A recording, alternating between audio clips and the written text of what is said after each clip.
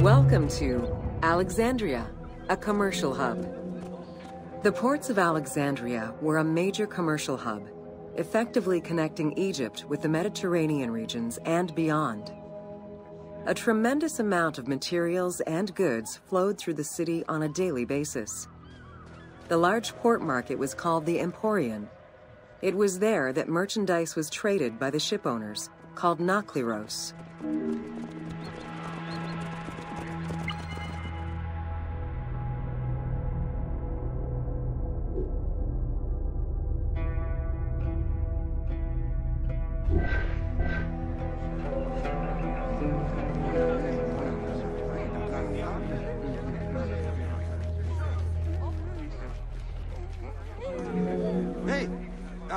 Food and other artisan work streamed out of Egypt.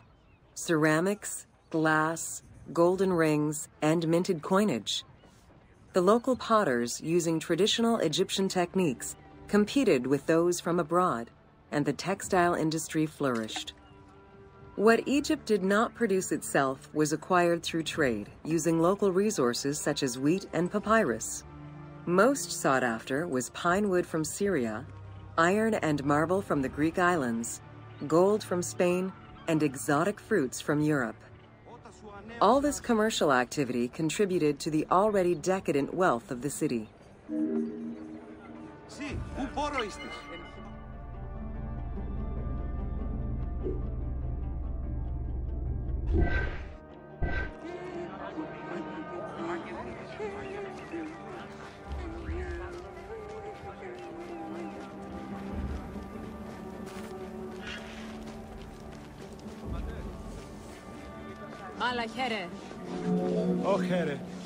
The wood imported to Port Mareotis through Alexandria's seaward ports was used in the nearby shipyards, where most of Egypt's ships were built.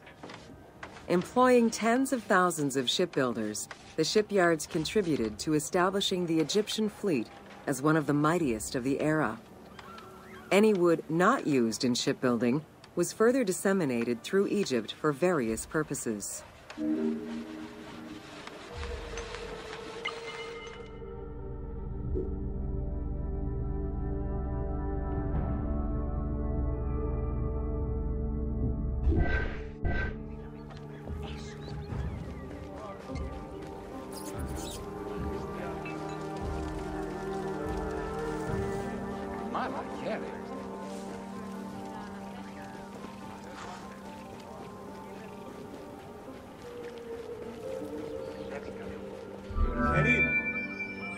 The southern port of Lake Mareotis was the biggest in Alexandria.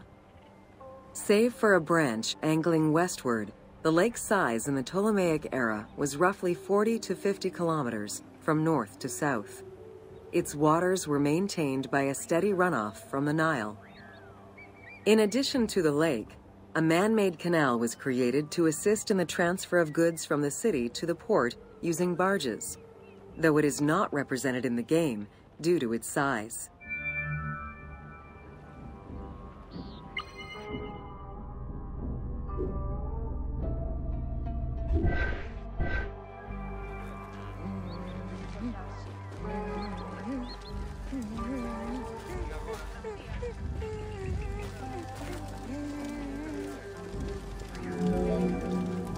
Banking was one of the most distinctive innovations brought by the Greeks to Egypt.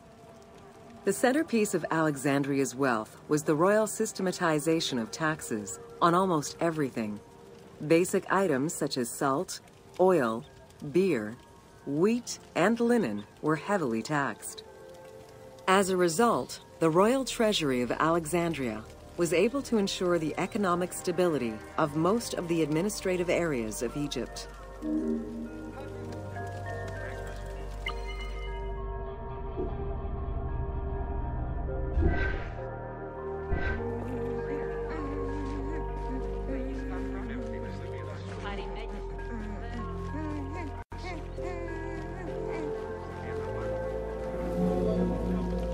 By the late 12th century, the channel feeding the lake from the Nile silted up. Lake Mareotis lost its connection to the Mediterranean, as well as most of its water, as the lake slowly evaporated to a fraction of its former size. In modern times, Lake Mareotis is being kept alive through irrigation. However, only about 17% of its original size remains.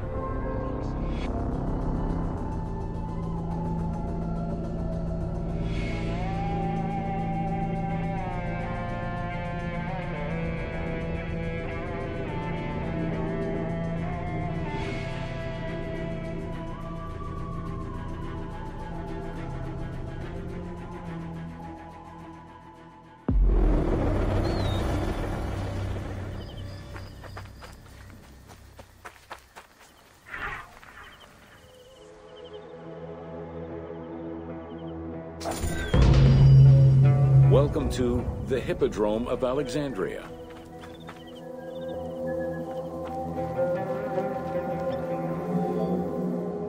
The main hippodrome of the city was called the Legeon, in honor of Lagos, the ancestor of the Ptolemies. Alexandrians were great lovers of horse racing. They were fascinated by the rivalry of these races, the agon, as it was said at that time, that every competition brought. It was a struggle for glory.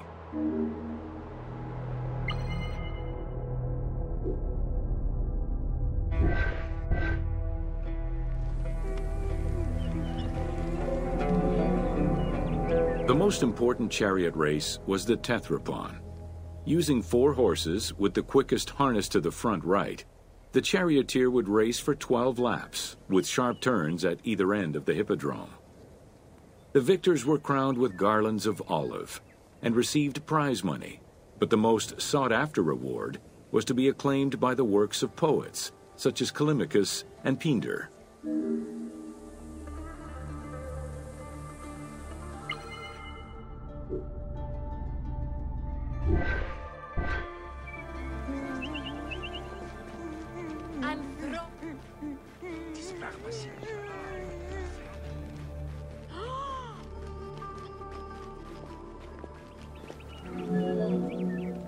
Ye hymns that rule the lyre, what god, what hero, aye, and what man shall we loudly praise? Verily Zeus is the lord of Pisa, and Heracles established the Olympic festival, while Theron must be proclaimed by reason of his victorious chariot with its 4 horses. Theron, who is just in his regard for guests, and who is the bulwark of Acragas, the choicest flower of an auspicious line of sires, whose city towers on high, bringing wealth and glory to crown their native merits.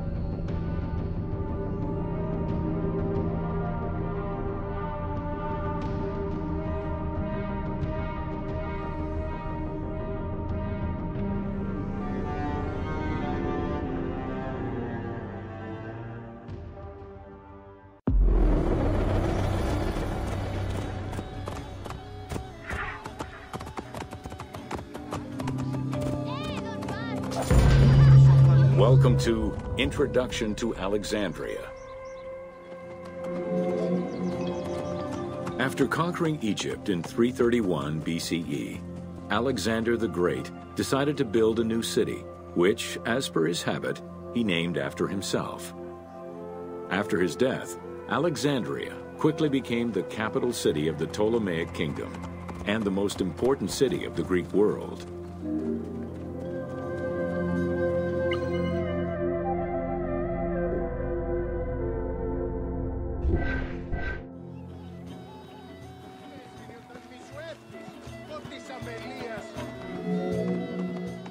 The city was built between the Mediterranean Sea and Lake Mareotis, which resulted in Alexandria becoming a crucial cultural hub and trading center.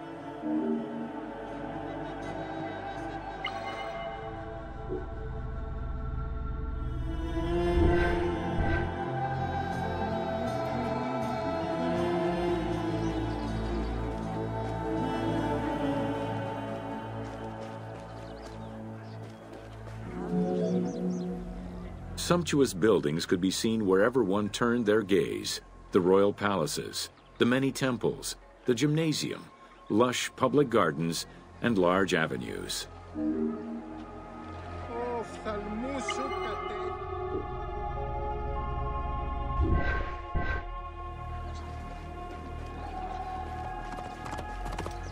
Πότε διδάσκεσαι σε Ελλάδα?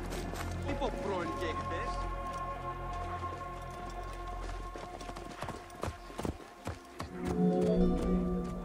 With its incomparable beauty and advantageous geographic location, Alexandria attracted foreigners, intellectuals, and traders. One of the most cosmopolitan cities of the ancient world, Alexandria supplanted even Athens as the most important Greek city in history.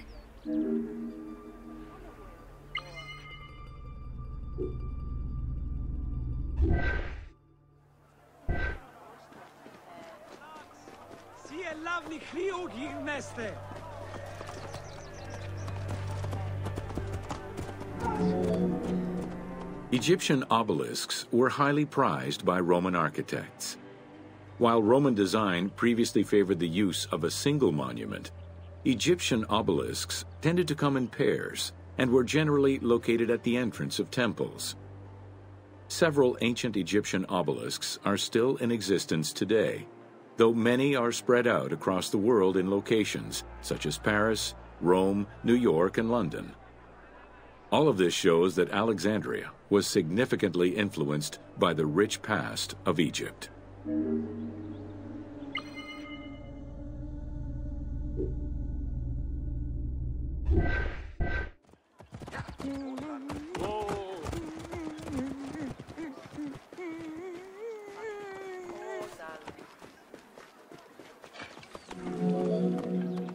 Alexandria had several main streets. Its most famous artery was the Canopic Way. It was lined with sumptuous buildings, houses, and temples, and was roughly 8 kilometers in length. This street was one of the most important shipping entrances to Alexandria, and often hosted processions and festivals.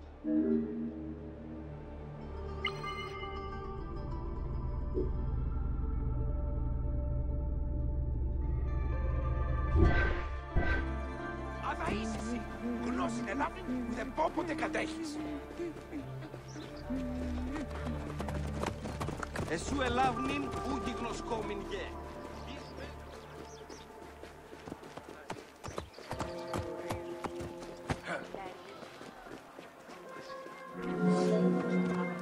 The width of the street, 30 meters, was abnormally large even by Greek standards.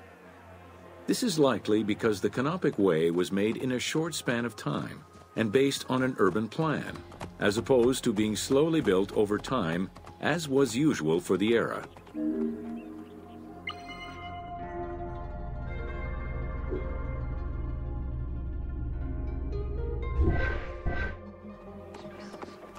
Τούτον ελάβνην ούκεστην, φαύλον ον γάρ.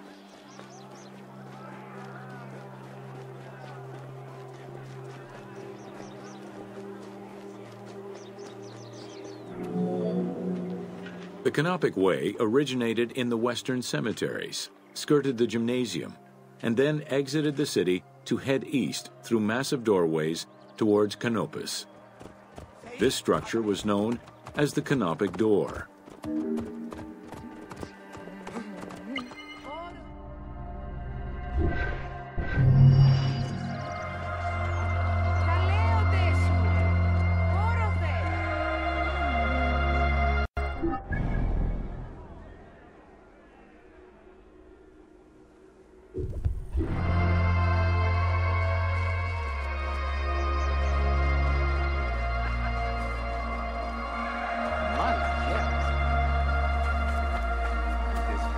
It's not the heat that gets you. Well, it might, if the miles and miles of endless barren desert without water don't first.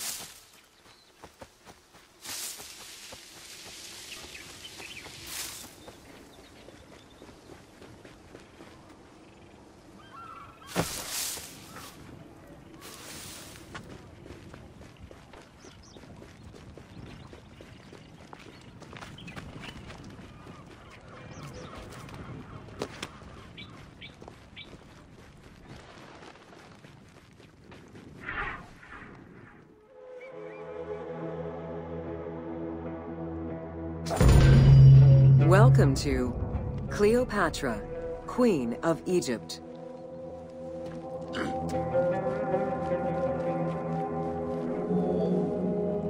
Cleopatra VII Theophilopator ascended the throne in 51 BCE at the age of 18. Though her early attempts to maintain power were often challenged, she eventually prevailed and became the sole ruler of Egypt. According to Plutarch, she was the only Ptolemaic pharaoh to speak the Egyptian language. Her intelligence, coupled with a good education and a great political mind, allowed her to make the alliances necessary to maintain the independence of Egypt while Rome was becoming a Mediterranean empire.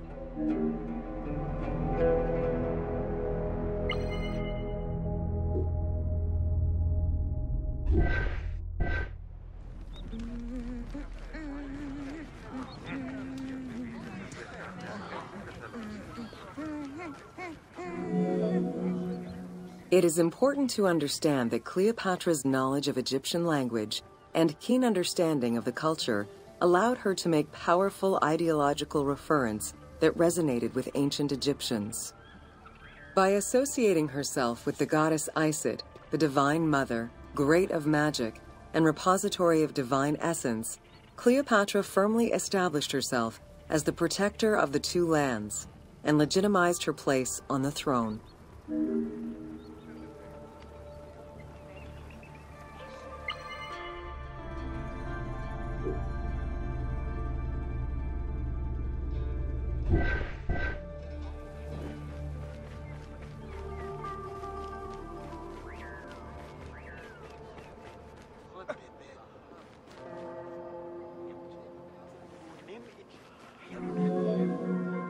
Upon his death in 51 BCE, Ptolemy XII Aulus bequeathed his kingdom to his daughter and eldest son, Cleopatra VII and Ptolemy XIII. As was custom, the siblings were married. The new pharaoh was 10 years old, his sister wife 17. The early years of their reign were not easy. Between 50 and 48 BCE, droughts and floods aggravated Egypt's problems. General Achilles and the royal advisor Pothinos kept intervening in the young ruler's political decisions, and eventually colluded to turn Ptolemy XIII against Cleopatra. By 48 BCE, Cleopatra was in exile.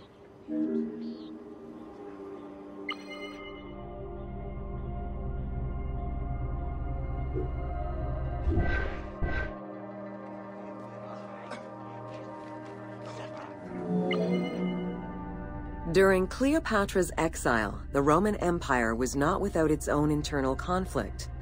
Caesar and Pompey were at war with one another, and after his defeat in 48 BCE, Pompey fled to Alexandria in the hope of finding refuge.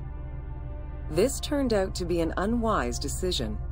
Listening to his advisors, Ptolemy XIII elected to have Pompey assassinated, his head kept as a gift, in the hopes of acquiring Caesar's favor. This gambit backfired. Instead of earning approval, the murder of a Roman greatly angered Caesar.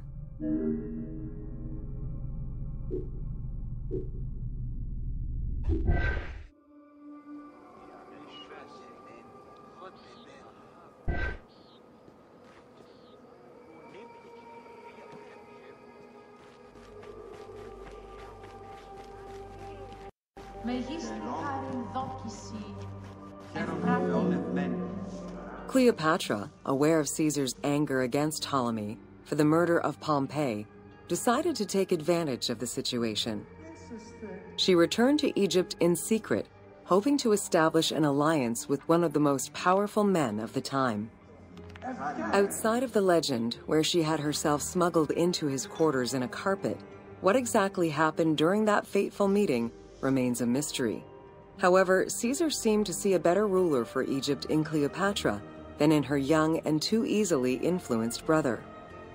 Invoking Ptolemy XII's will, Caesar attempted to mediate peace between the siblings.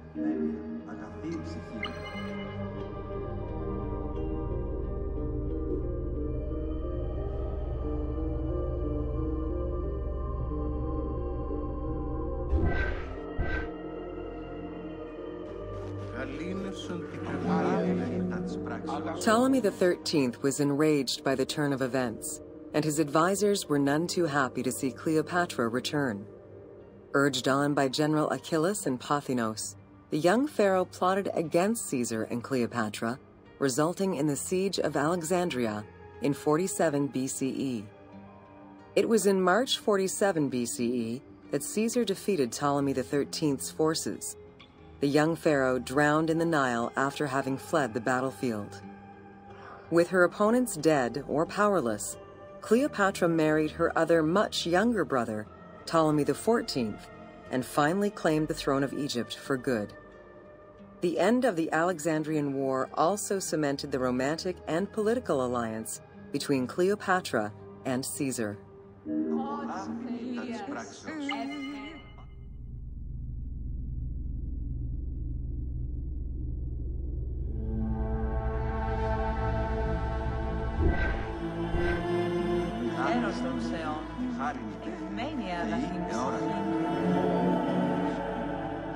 In June of 47 BCE, Cleopatra gave birth to a son, whom she called Caesarion.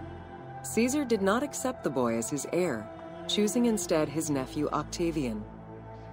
Nonetheless, on his return to Rome, Caesar invited the queen and her brother husband to stay in the city. Her presence still drew much disapproval from the Senate.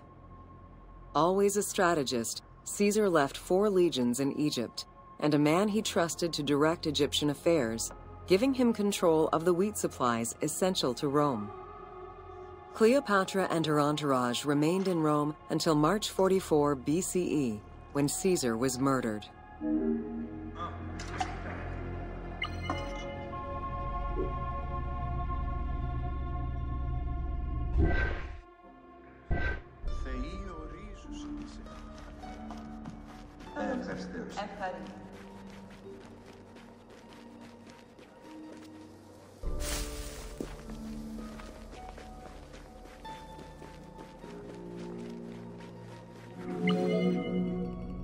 Caesar's most faithful ally, Mark Antony, often visited the Queen of Egypt during his stay in Rome.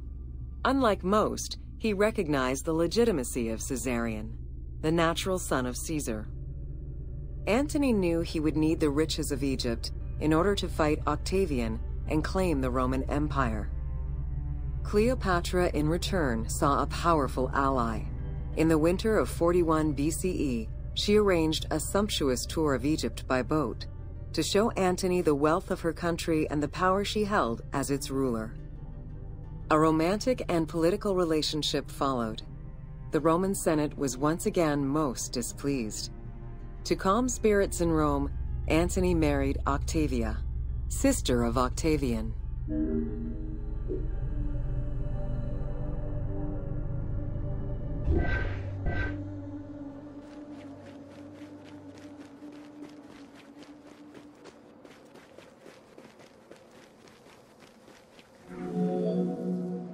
Despite his marriage to Octavia, Antony remained Cleopatra's lover, and she gave birth to their children.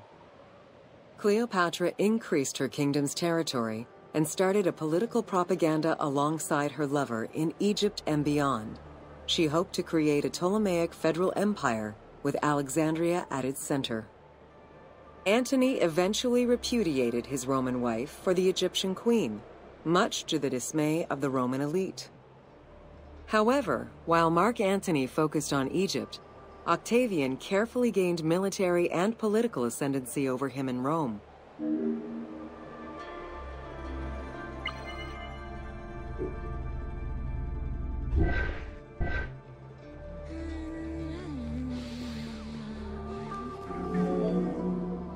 Octavian managed his own propaganda campaign and succeeded.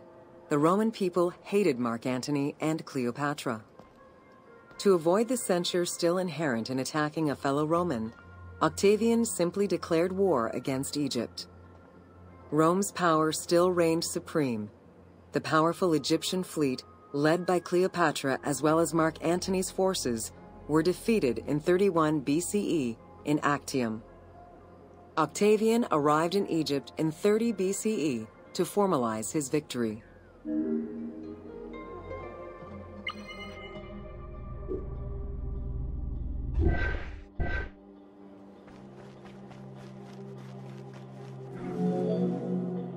The following events remain difficult to confirm due to the many versions and legends around them. It is believed that after hearing a rumor about Cleopatra's suicide, Mark Antony committed suicide himself. He was brought to the queen as he slowly passed away. Knowing that Octavian would have her chained and paraded through Rome in defeat, Cleopatra planned her own suicide. She most likely killed herself with arsenic, though admittedly the version where she uses an asp to deliver a fatal bite may be considered more dramatic. What happened to the body of Cleopatra is still a mystery.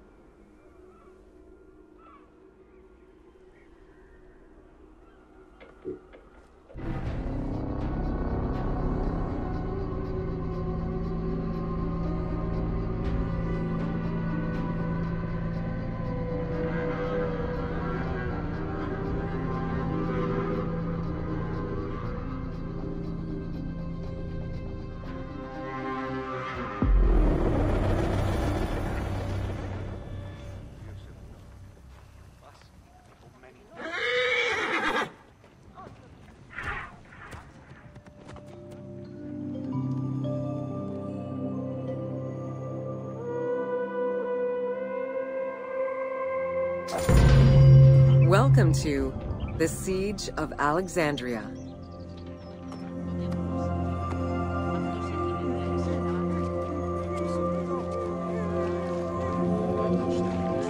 Among the collection of writings attributed to Julius Caesar are his descriptions of the Siege of Alexandria, the Gallic Wars, and the commentaries on the Civil War.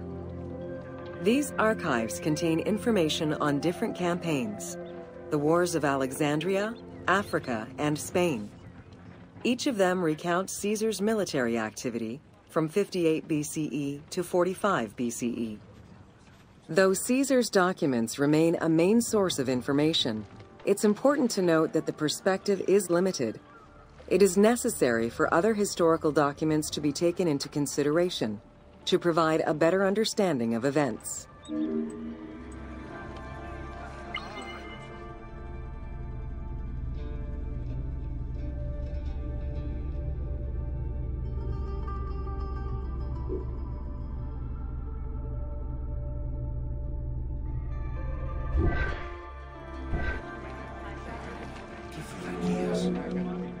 The Siege of Alexandria closely relays the events of the civil war that led up to the event and describes how Caesar was besieged in the palace of the Ptolemies. Other ancient authors have left equally valuable and sometimes contradictory information.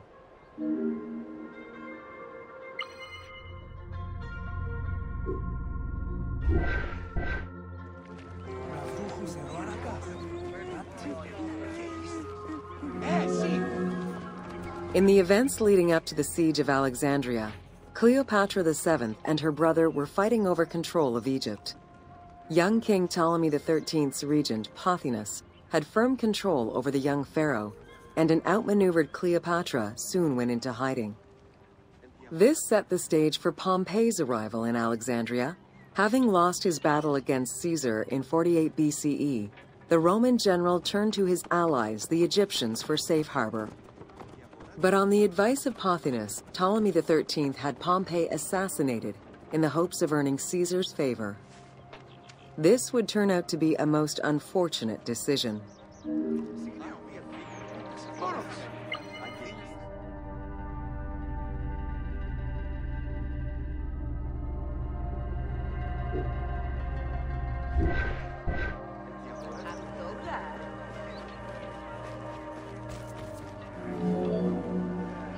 Upon his arrival in Alexandria, Caesar was presented with Pompey's head. The sight of a Roman murdered by Egyptians did not sit well with him. Caesar made his displeasure clear, ordering the return of Cleopatra, and for the siblings to resolve their differences and resume their co-rule of Egypt, as per the will of their father. Neither Pothinus nor Ptolemy XIII wished to accede to this demand. While doing his best to aggravate Caesar, Pothinus secretly plotted against the Roman ruler and sent word for Egyptian general Achillas to bring his 20,000 men to fight on his behalf. While Pothinus plotted against Caesar, Cleopatra made a bold move.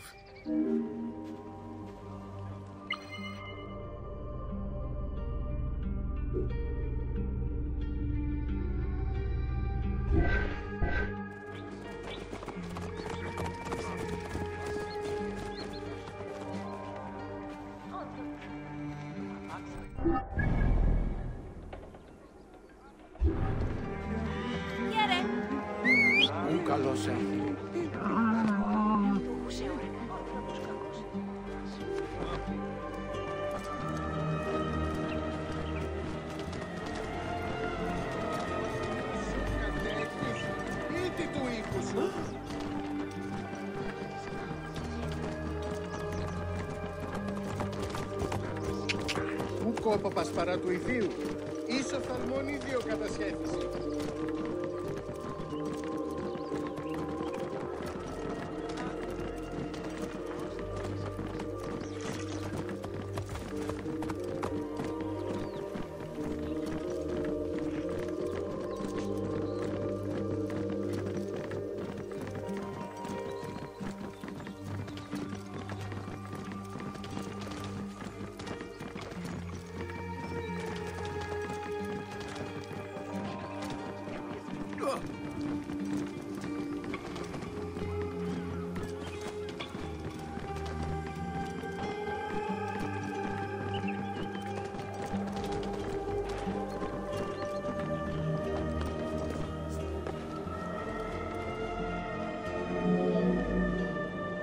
There are various descriptions of the encounter between Caesar and Cleopatra. One report states that she snuck into the palace alone at night. Another account claims she was accompanied by an ally, and was brought inside the palace wrapped in a carpet bag. Though exactly what happened at this fateful meeting is up for debate, what is known is that Cleopatra met with Caesar and earned his approval. Pothinus and Ptolemy XIII were most vexed with this turn of events.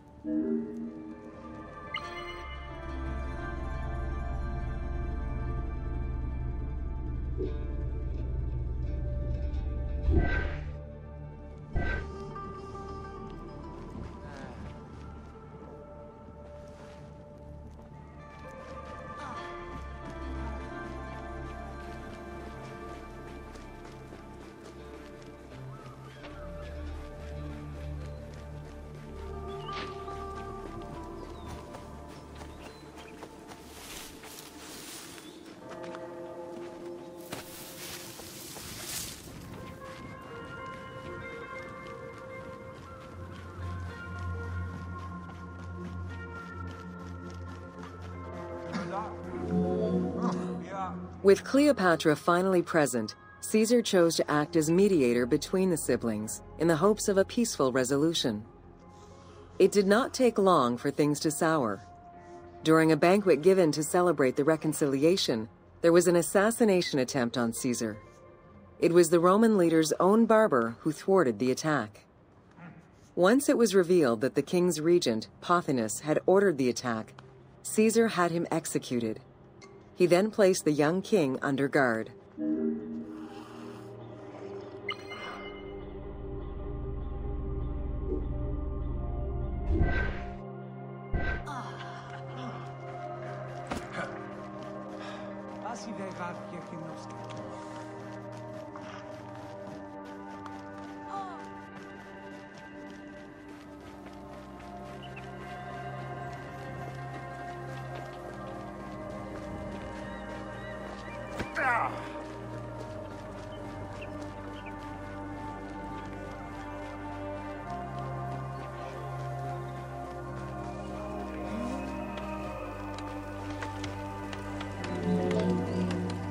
Caught within the palace with roughly 4,000 troops, and with the knowledge that the arrival of enemy forces was imminent, Caesar sent for help from Syria, Rhodes, and Cilicia. He ordered his men to dig a ditch around the palace and build a wall leading to the harbor. This would ensure Caesar's access to the sea. When Egyptian General Achilles arrived in the city with 20,000 men, the battle for Alexandria began.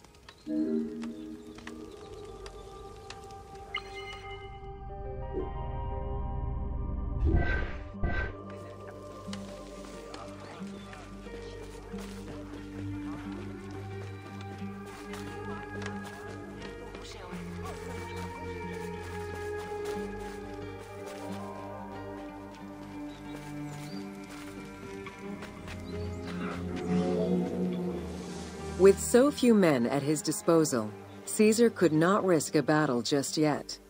He sent ambassadors to Achilles in the name of Ptolemy to propose a truce. Knowing that the orders did not come from the young king, and angered by the pharaoh's imprisonment, Achilles had the messengers assassinated. With Caesar confined within the palace, Achilles positioned his troops around the city. Skirmishes broke out throughout the streets of Alexandria and went on for several days and nights. Though they were outnumbered, Caesar's men were able to hold the enemy back. This prompted Achilles' next move: capture the Roman fleet stationed in the harbor.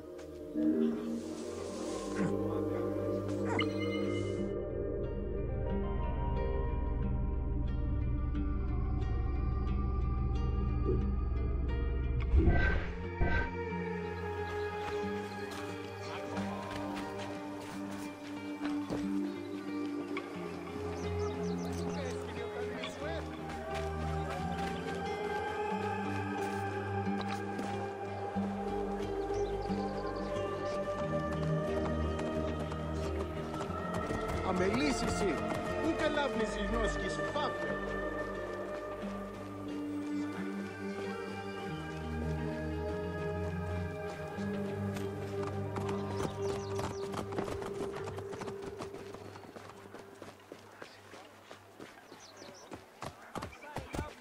Καθίστε Αμέλισσο!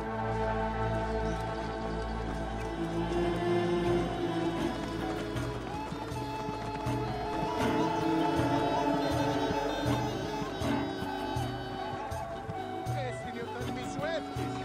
Ό, της αμελίας.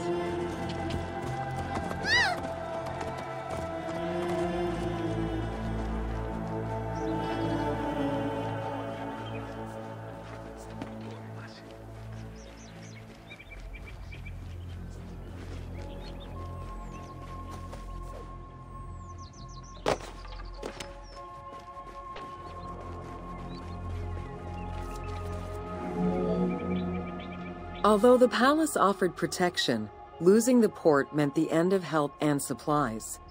Caesar knew he had to protect the fleet. While he and his troops succeeded in regaining control of the port, he knew it would be impossible to sustain.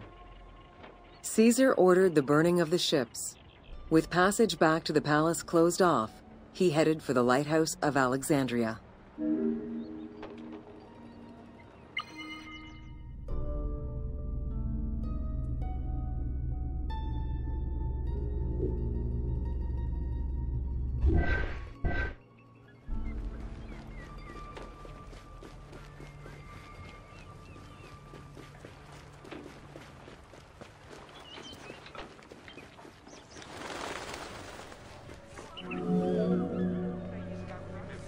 Fighting their way through the Egyptian troops, Caesar and his men eventually reached Pharos Island.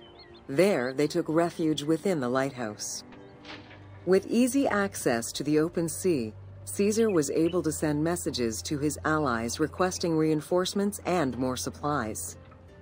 The island fort also allowed him to control access to the harbor by relying on the chains used by the Egyptians to control ship traffic to and from Alexandria's docks.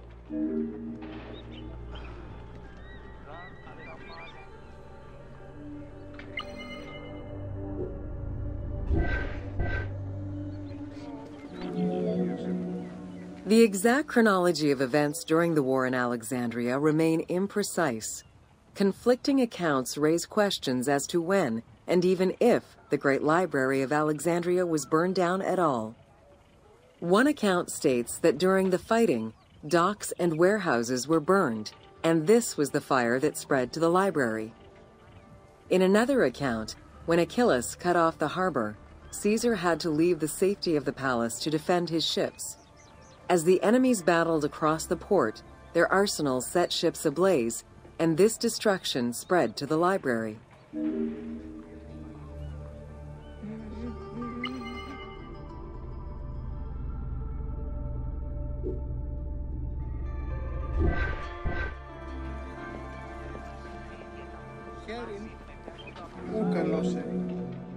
In either case, the Great Library was not completely destroyed.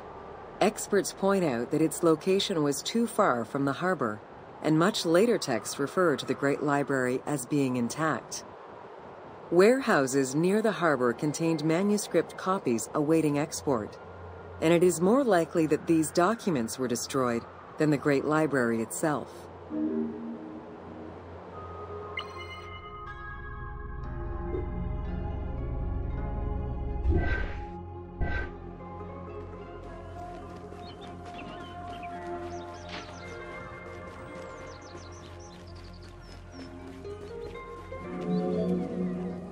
The destruction of the Great Library may have been due to a number of fires over the ages. Its end was probably closer to the 4th century CE, when the Christian Emperor Theodosius I ordered the closure of all pagan temples. While some documents survived after being moved away, it remains unclear just what knowledge may have been lost.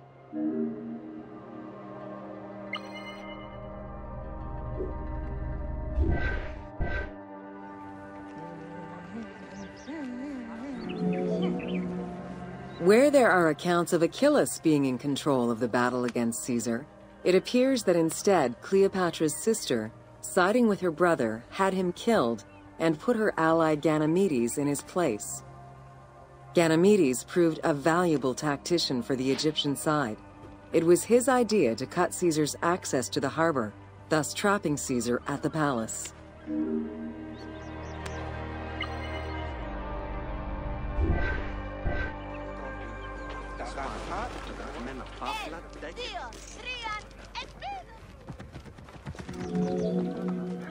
During the time of Ptolemy I, canals had been dug throughout Alexandria to provide fresh water. Ganymedes had his men take control of these canals. After isolating their own water supply, he had his men pour salt water into the canals and cisterns that led to Caesar's camp.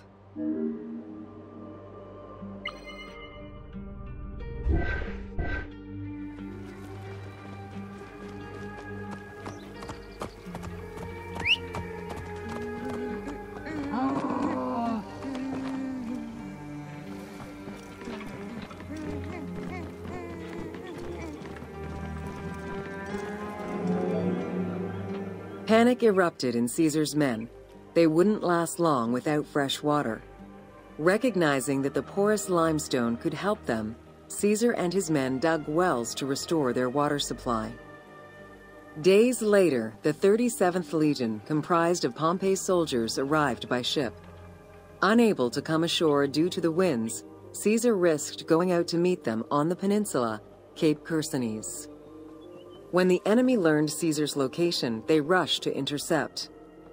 Despite an obvious advantage for the Alexandrians, Caesar, with a Rhodian ship full of skillful sailors, emerged victorious.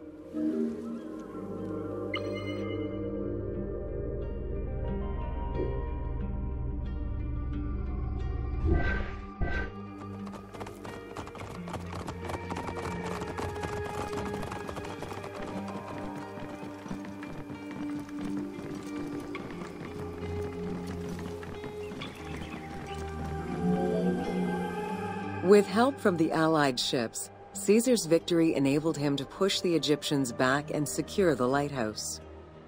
Gaining control of Pharos Island sent the Alexandrians into the sea and swimming back to the city. However, Caesar's fortification of the island didn't last long. The enemy regrouped and were set to storm the island. Panic-stricken, in spite of Caesar's encouragement, many of his men then fled their posts, either by ship or jumping into the sea.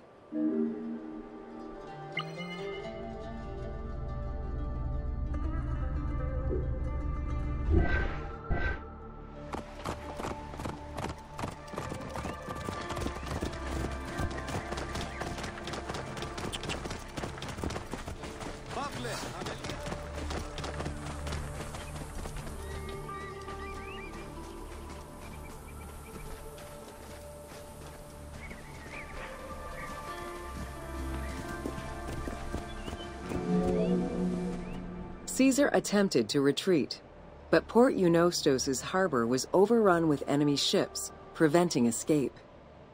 Reportedly, Caesar gathered his papers and leapt overboard in an attempt to swim to an Allied ship farther out. Historian Cassius Dio claimed that Caesar would have drowned if he hadn't been able to remove his purple garment. Still, he managed to swim the distance and survive. The Alexandrians recovered the cloak and used it as a trophy to commemorate the Roman debacle.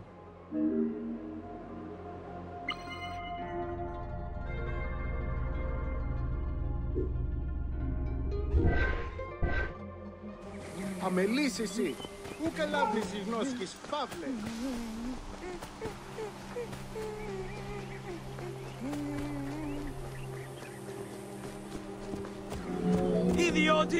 Unhappy with Ganymedes and wanting their king restored, the Alexandrians approached Caesar with a compromise.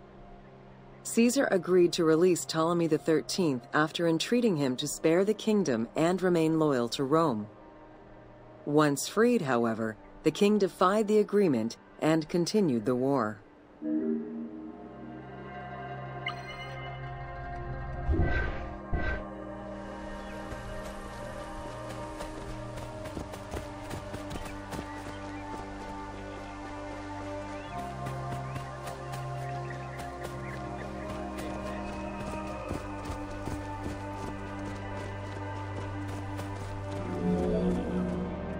By this time, a faithful ally of Caesar's, Mithridates, arrived in Egypt, clashing with Ptolemy's troops at Pelusium. Outnumbering the enemy, Mithridates secured the region between Pelusium and Alexandria. Ptolemy, warned of Caesar's ally marching on Alexandria, sent his troops to prevent passage over the river.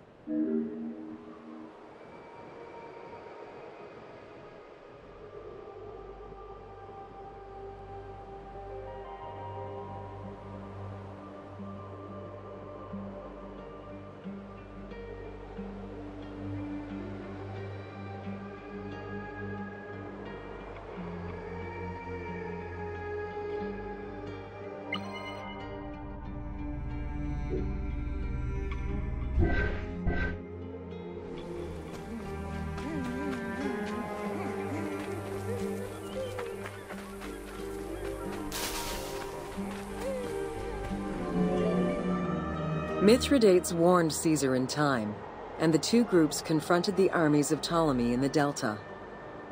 In the Battle of the Nile, the Romans gained the upper hand, sending the Egyptians fleeing. In the tumult and panic, King Ptolemy XIII drowned in the Nile.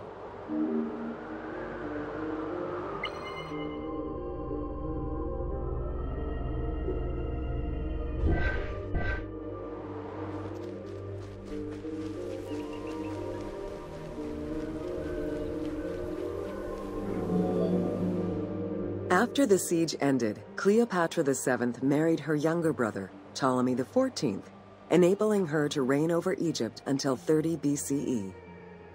Under her rule, Alexandria settled into its position within the Roman Empire and eventually surpassed Athens as one of the most important cities in the Roman Empire. Julius Caesar remained in Egypt for a short time. He and Cleopatra would later have a son named Caesarion.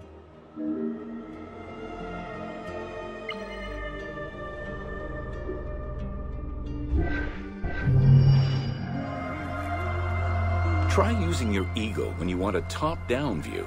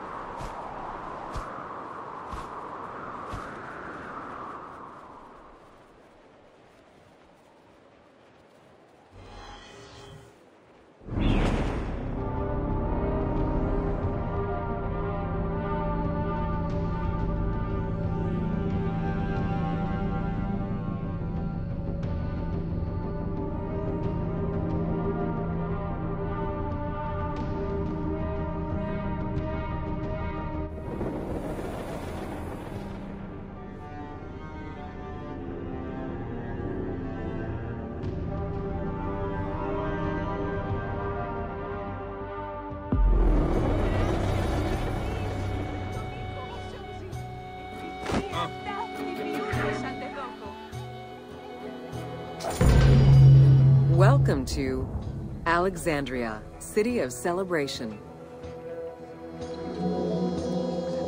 Like most Greek cities, Alexandria offered multiple forms of entertainment. Most were related to cults, religious practices, and the festivities surrounding those practices. Among those festivities, the most important ones were the dynastic celebrations, instituted in honor of the deified Ptolemaic kings and queens. These celebrations could go on for many days and included sacrifices, offerings, processions, and public banquets.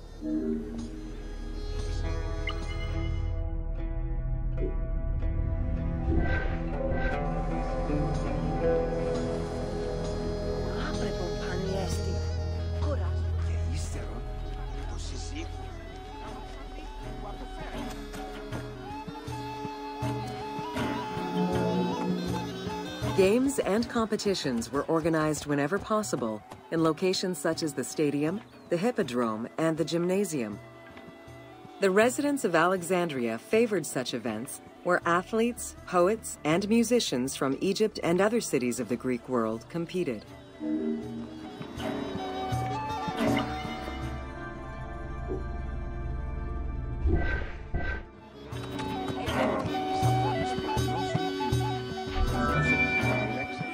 Like all good Greek cities, Alexandria had a theater. The architecture of this structure is Roman in style. This is because the team duplicated a theater from Cyrene. Roman theaters were usually semicircular and built from scratch on a flat area with structures designed to enhance oration. Greek theaters were more oblong in shape, similar to a horseshoe, and favored the slopes of natural hills to support their acoustics.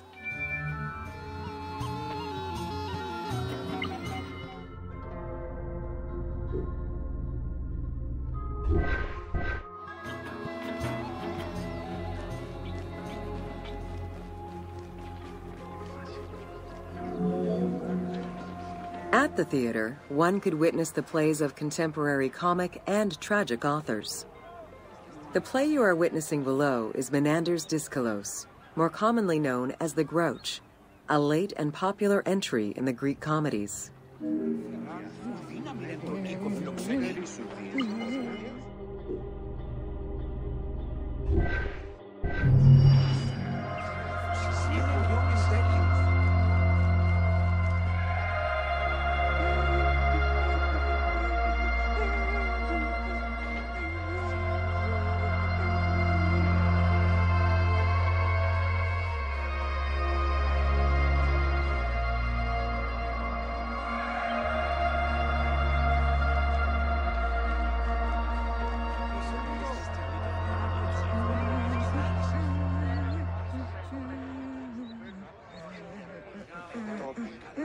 Αγαθά υγόρασον παρά το πολυτήριον μετά πολύ μου ευθύλια.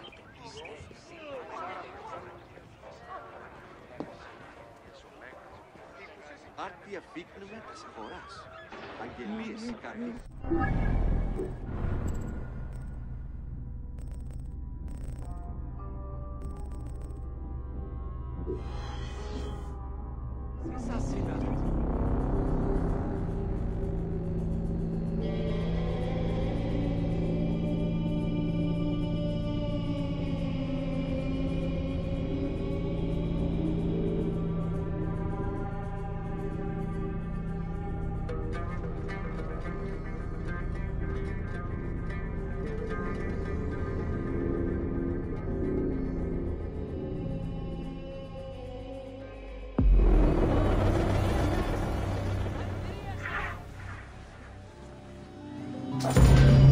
Welcome to the Paneion. The Paneion was a temple built in honor of the god Pan, divinity of nature. This Greek god, often represented as a half-man, half-goat, with a beard, horns, and goat's hooves, was considered the protector of shepherds and herds.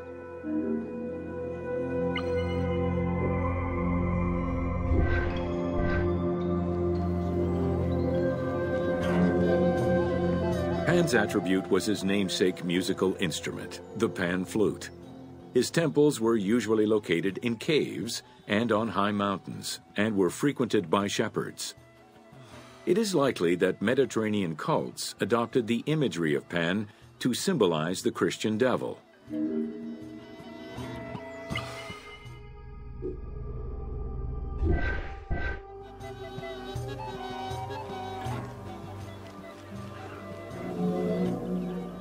To give proper honor to the god, Alexandrians built an artificial hill upon which they housed his temple to compensate for the flat relief of the city.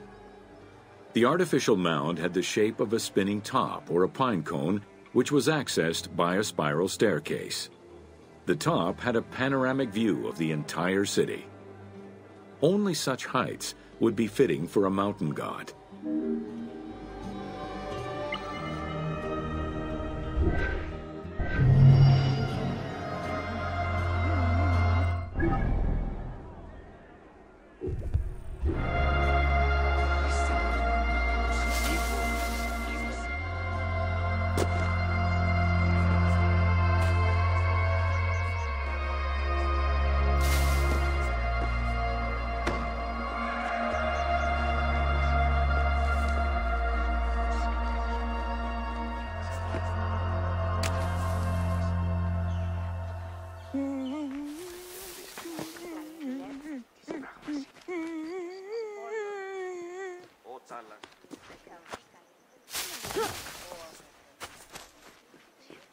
Sherin.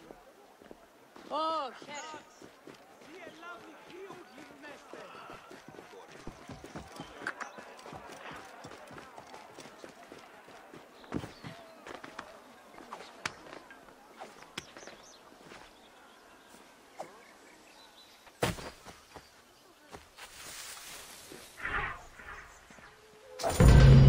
Welcome to the Greek Pharaohs.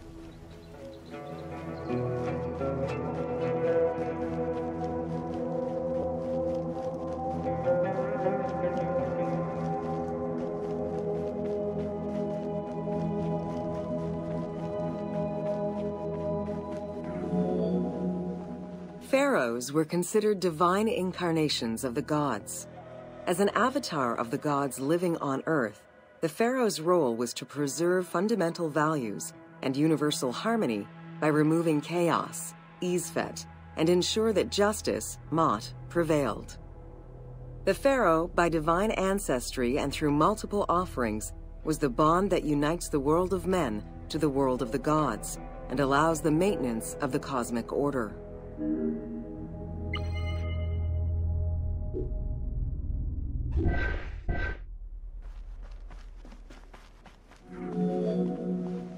The Ptolemaic dynasty reigned over Egypt from 305 BCE to 30 BCE.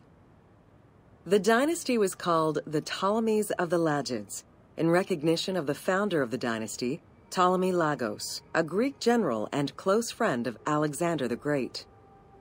While Macedonian, Ptolemy Lagos understood that to be accepted by the Egyptian people, he would have to adopt their traditions.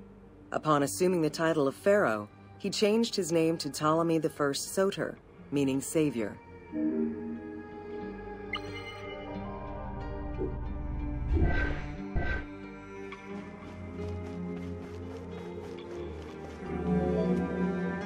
Born in 356 BCE, Alexander the Great went through a hasty education in the affairs of the kingdom before integrating into the Macedonian army, where he quickly rose through the ranks.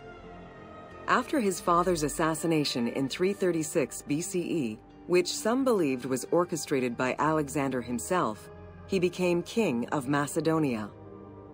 Ruler of a unified kingdom and leader of a large army, Alexander set his sights on conquest.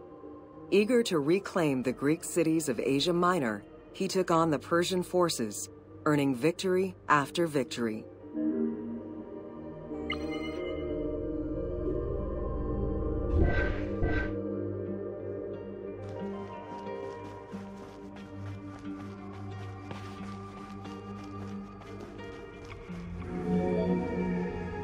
Ever victorious, Alexander the Great marched on, laying siege to city after city until he reached Egypt, where the Persians were defeated yet again. Viewed as a liberator by the Egyptian people, Alexander decided to become pharaoh in due form. He traveled to Thebes to make a sacrifice to Apis, then went to the oasis of Siwa, where he was proclaimed son of Amun. Officially pharaoh of Egypt, Alexander spent much of the winter there and founded the city of Alexandria. Perhaps not coincidentally, being pharaoh allowed Alexander to spread propaganda to prepare further conquests. He resumed his military campaigns in 331 BCE.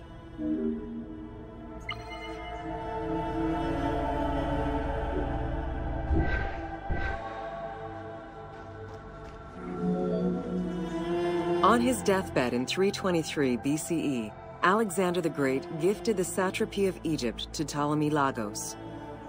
Perfectly aware of the value of Egypt, Ptolemy ensured not only the stability of the country's borders, but also its economic and military development. At the same time, he worked with the Egyptian elite to maintain the internal order of the country. By 305 BCE, Ptolemy, well respected both in Egypt and in the Mediterranean, was at the head of the largest fleet of the Hellenistic world. Ptolemy officially took the title of Pharaoh of Egypt in January 304 BCE, on the anniversary of Alexander the Great's death.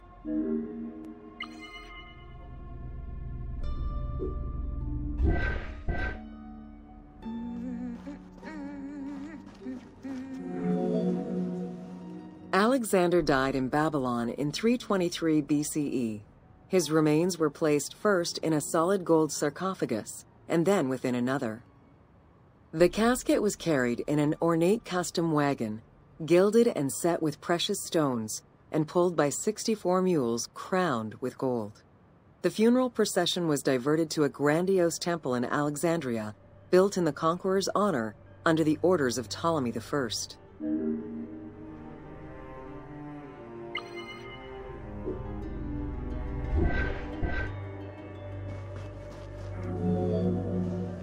Julius Caesar visited Alexander's tomb at the capture of Alexandria, and the Roman Emperor Augustus reportedly placed flowers there. However, though many powerful leaders claim to have visited it, the tomb's location has gone missing from history. Some accounts do state that the golden coffin was replaced by a glass sarcophagus, probably by Ptolemy X. It is also implied that Cleopatra may have plundered the tomb in a time of financial crisis.